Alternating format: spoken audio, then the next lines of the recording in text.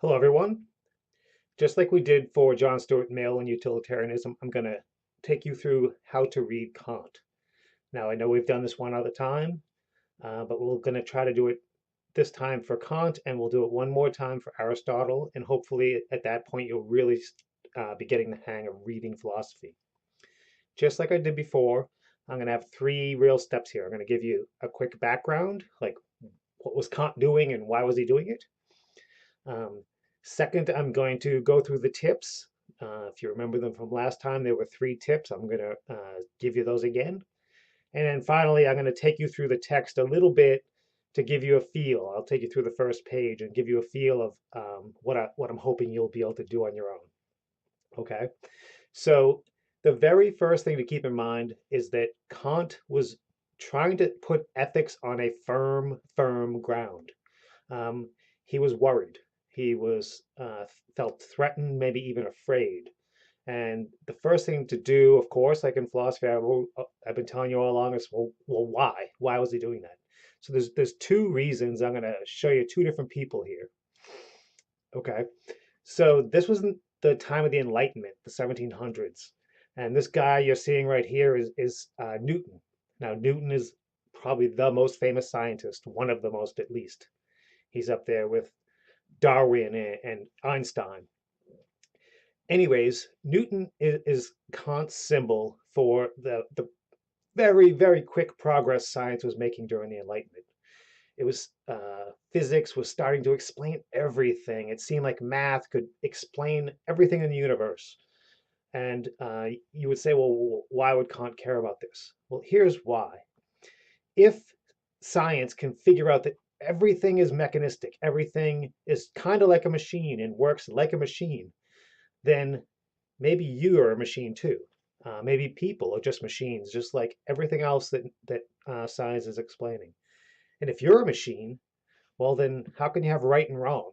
You didn't choose anything. You're just a machine, and you were determined to do something, and so you did it.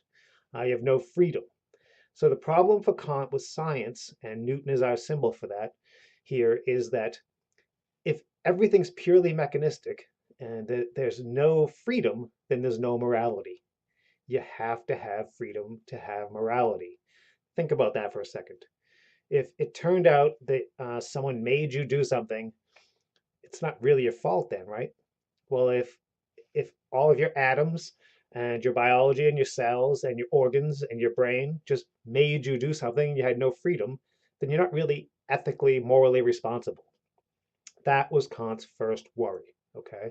So one part of the Enlightenment was the very quick, at the time, progress of science. And it was starting to scrunch down everything that people believed was true about the universe. Okay, our second guy is this lovely guy here. He's one of my favorite philosophers. Um, his name is David Hume. Now, David Hume was an Enlightenment thinker too. In fact, he was very influential on Kant. Now, Hume was taking it a different direction. Hume was going exactly the opposite of the way Kant would go. Kant is going to argue, as you'll see when you read, that reason is how we have to do ethics. We have to do morality. You must be reasonable. You must use your brain only your brain. Hume said exactly the opposite. Hume said that all ethics, all motivations are just the passions. What he meant by that was what we would today say emotions or human psychology. He thought that all of these fanciful theories and ideas were just nothing, really. They were just something that people made up to make themselves feel good. What really drove you was your passions, your interests, your loves, your hates, your greeds. This is what drove the world. More importantly, Hume was saying not only is this what happens, but it's should happen that way. He thought that the world of reason was kind of cold and clinical and too apt to be following the old dogmas that everyone had been following for generations. Hume's super interesting, one of my favorites. We won't go into him here, obviously. Take an intro class. If they do Hume, you'll see what I mean. But this was Kant's second worry. So remember, his first worry was science and how science was squishing everything down so that freedom and morality themselves might be gone. The second thing that was worrying Kant was somebody like Hume coming along and saying, well, you don't even need to think about reason. Reason is irrelevant. In fact, it's just a trick. It's the passions that matter the most. It's our emotions, our feelings. That's what should decide what's right and wrong. Okay, so those were the two things that drove Kant to try to really find some firm ground to rebuild his ethics. Okay, so that's where we're heading. That's Kant's motivations here. And so when we see our very first line here, you'll see what I mean. But let me pause, like I said I would, and go over the tips again. So remember the tips. We have three main tips. The first one, and I'm going to show you a good example here in a second, is take your time. You must take your time in philosophy. If you think you can read through these 10 pages in half an hour, it ain't happening. You're not going to get them well, at least. It's difficult. I just reread them right before I'm doing this for the millionth time, and it takes me a long time, and I do this all the time. So take your time. It's okay to go slow. It's okay to struggle even a little bit. The second thing is understand every word. Um, Much of the beginning here is fine. There's a few odd words, but not as bad as it was for Mill. There's no mentions of Epicurus um, and having to look up ancient Stoic philosophy or anything like that. But there are a few odd words here and there. So make sure you don't pass them by. Look them up. Um, and as I'll show you in a second, you can't pass things by. You can't expect to read every line really quickly. Okay? So take your time, understand every word. And then finally, there's a certain mindset you should have when you're reading. Really, you should have this mindset all the time, every minute of your life. But let's work up to that. For now, let's keep it just while we're reading. So as you're reading along, you want to always question. So right here in the beginning, Kant is going to say something. He's going to say something kind of weird and powerful even. And you have to try to take your time. You have to understand it. But as soon as you think you get what he's saying, don't just move on to the next sentence. Stop. You need to stop right there. You need to go, well, hold on. Is that right? What do I think about that? And if you're not sure if it's right, step two of this is, okay, why isn't it right? And then try to critique it. Okay. So always have that question and critique going back and forth as you go. Okay. So those are our three tips once again. So take your time, understand everything, question, critique. Okay. So what we're going to do now is I'm going to take you through the first paragraph slowly and briefly explain where this reading is going. And you'll, of course, will have to do the rest, just like last time. Okay, so let's jump to that. Okay, so as I said earlier, we're going to start with this first line right here. Now, I hate doing this because it's weird. I'm reading to you, but I'm going to do it anyways. Nothing can possibly be conceived in the world. He means the whole world. Nothing can be conceived in the world or even out of it, which can be called good without qualification except a good will. Okay, now this is a super important line for Kant. And unlike Mill, he's not burying it at the bottom of the page. He's putting it right up front. Okay, so there it is. Now, you might be tempted to just read that and then just jump to the next sentence. If you do that, you're going to miss half the show. You got to pause. Okay, you can see that I highlighted it. Okay, let me move this over so you can see it. So there's a little trick here that Kant doesn't really explain. I'm just going to give it to you because it'll help quite a bit going forward. So he's going to say a good will. We don't really use the word in exactly the same way he means it. He means something to do with freedom, which will come up later. But if you start by understanding good intentions, that nothing in the world is good without qualification except good intentions, it'll help you get the gist of what Kant's saying here. Okay, so every time he says goodwill, keep that in mind, but also in your own head, kind of add, oh, good intentions, because we all kind of know what that is. We all know that sometimes people might do the wrong thing, but they have good intentions, and the intentions are what matters to many people. And for Kant, as he just said, it's the only thing that matters. Okay. Now, why the heck would he say this? Okay, so we're going to work through this first paragraph here kind of slowly. So he has just said that nothing can be called good, like perfectly good, except a good will. He's going to give you a bunch of examples right here. He's going to say intelligence, wit, judgment, courage, resolution, perseverance, temperament, all these things that most of us, even in our daily lives, if someone's brave or they're temperate or they're smart or they're witty, funny, we tend to think, well, those are all good things. And Kant wouldn't really disagree. Those are kind of good things. His worry is those aren't good in themselves. What does that mean? What that means is that sometimes someone can be really smart and use it for bad stuff. Someone can be funny, use it for bad stuff.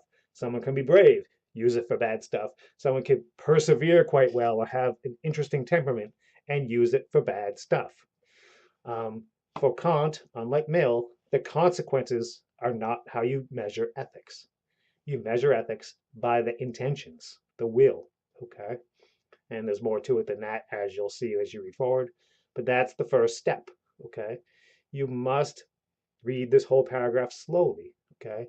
So what's really going on here is he's attacking Aristotle in virtue ethics. Now, we haven't read that yet. That's coming up in a couple of weeks. It'll be the last person we do, but that's who he's going after.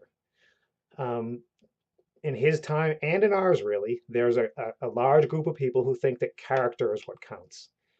Being brave, being loyal, being the other ones he has here, intelligence, having good judgment, persevering, working hard, that type of thing. And if you have those character traits and you have a good character, then everything will turn out good, right? No. Kant thinks that's a highly suspect idea. And well, why does he think that? Is, well, look around the world. What is actually happens? Okay. So at the bottom here, he says, the sight of a being who is not adorned with a single feature of a pure and good will, enjoying unbroken prosperity, can never give pleasure to an impartial, rational spectator. He needs someone smart like him. Okay. So what the heck does that even mean? What he means here is that it's pretty common, and think of our own world, it's very common to see people who are actually just bad. They're really smart. They're really funny. They have good personality. They can convince people of things. Sometimes they're just damn lucky. That's all it is. They just were born rich or something like that. And just because they have all that stuff doesn't mean what they do is good. So it can't be character traits alone. It can't be fortune. By that he means luck or chance. It can't be power. It can't be that type of surface level stuff that tells you what's really right and wrong because it's surface level. Many people, many people in the world will take advantage of those character traits and use them to their own selfish ends. And for Kant, that can't be morality. It can't be ethics. If it's for you and only you, it's not ethics. Okay, so that's where he's heading with this first paragraph. Okay, so he's going to finish this highlighted line. Thus, a good will appears to constitute the indispensable condition. He means the thing you have to have first, the indispensable condition even of being worthy of happiness. Before you can even be truly happy, he doesn't mean surface level, he means deeply, rationally happy. You must have a good will, good intentions. You must be free to choose, and you must choose the right things. Okay? So I just talked for 10 minutes about one paragraph. Okay? It takes time to work through these. Okay? I'm going to just really quickly highlight a few spots. When you're going through, try to pay attention to them. He's going to go on a little bit more at the bottom of this page about Will himself. Okay? I'm not going to read these now. I'm just highlighting them here so that if you need to see what I'm pointing to, you'll be able to find it more easily. Okay, now I'm going through this. You need to read this, but I'm not going to go through the whole thing. I'm just going to put a couple of spots. Now, many of you want Kant to give an example, and Kant doesn't give a ton of examples, but he occasionally does give one. And this is a good one, and it reflects back to what I just said a second ago. Okay, so duty is the second stage for Kant. You're going to figure that one out on your own. That's going to be your assignment this week. And the third stage is the categorical imperative. So as you're reading forward, you started with a goodwill, remember good intentions. Part two is duty, like what is that? When you're reading along, try to figure that out.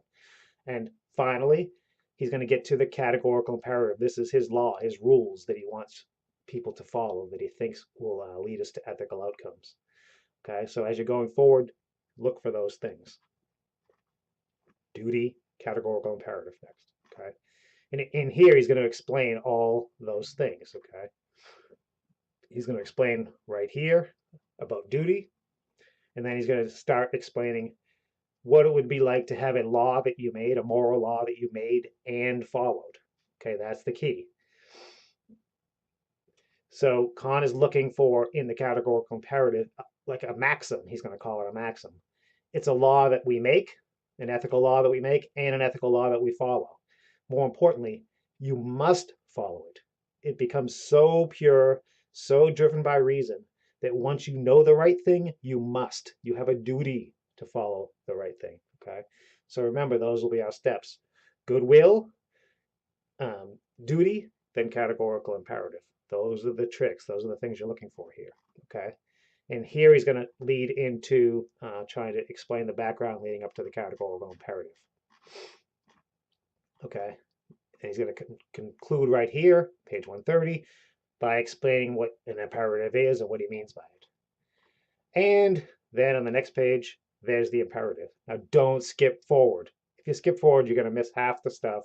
And when I ask you to explain it, you're not going to be able to do it. Okay.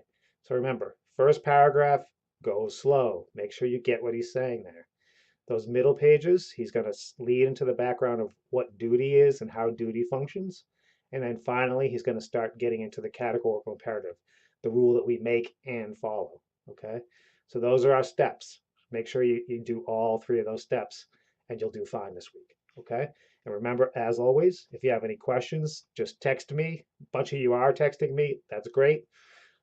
If it's something longer, you want to email, that's fine too. Okay. And good luck with it. And please don't hesitate to contact me. Can be hard. And if you need help, I'm happy to help.